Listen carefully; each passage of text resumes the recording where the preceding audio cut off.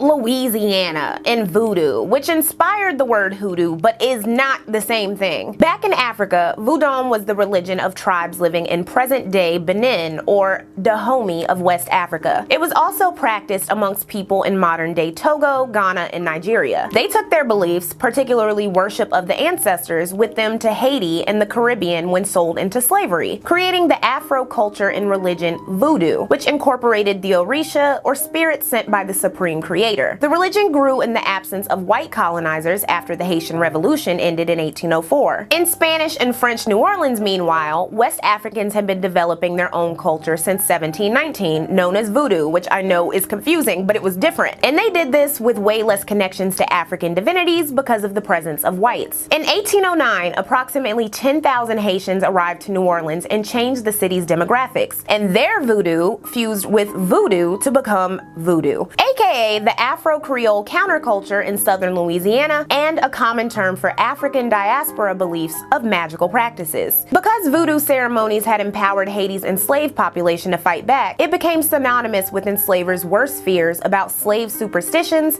and possible violent conspiracies. In 1817, the city of New Orleans authorized Congo Square, which contained the city's enslaved population on their Sundays off. This was for surveillance, making sure the voodoo practitioners, who were often there surrounded by dancing, eating, and drinking, weren't going to harm the city, the slave trade, or the elite. One of the most famed practitioners of all time, Marie Lavo, was known to work her skills at Congo Square. Well, she and her daughter, the second Marie Lavo. Marie I earned a reputation of being able to harm people and protect people from harm with her rituals, specializing in romance and business quarrels. As a hairdresser, gossip and client coaxing made her able to appear all-knowing, and ultimately a very powerful harborer of secrets for the New Orleans elite. Whites and blacks alike would go to her for business. Judges wanting to win elections, a woman wanting to discredit another woman for the attention of a man, she did it all. However, she usually charged whites and helped black people for free. Her daughter, Marie II, followed in her mother's footsteps by becoming a voodoo priestess. Whereas Marie I was usually kind and only vindictive when the situation called for it, Marie II allegedly relied on the fear of her subjects to remain in control, though she reportedly provided aid during the yellow fever epidemic of 1878. She would prove to be adept at voodoo spectacles, however. Even though Marie I died on June 16, 1881 at the alleged age of 98, sightings of the voodoo priestess would continue to be seen for years to come. Some of these can be attributed to Marie II, who didn't die until the 1890s. However, sightings of Marie Lavo continued until as late as 1918. Urban legend says that drawing an X on Lavo's tomb and leaving an offering of money, candy, or white rum 3 times will earn you a free wish from her. By the way, Lavo never sat for a painter or had her picture taken, and this portrait regularly used for her is not actually her. Throughout the late 19th century, voodoo was sensationalized. Nationwide after enslavement, when Reconstruction was a hotly debated political issue, newspapers began describing hoodoo and voodoo in frightening terms. Said one in 1873, "Voodooism is simply the worship of the devil." In Louisiana, accounts of white journalists experiencing wild orgies and voodoo at St. John's Eve ceremonies around the bayous of Lake Pontchartrain began in 1869. While voodoo practitioners were making a killing from the white thrill seekers who watched the dancing, drank alcohol, bought coffee and gumbo,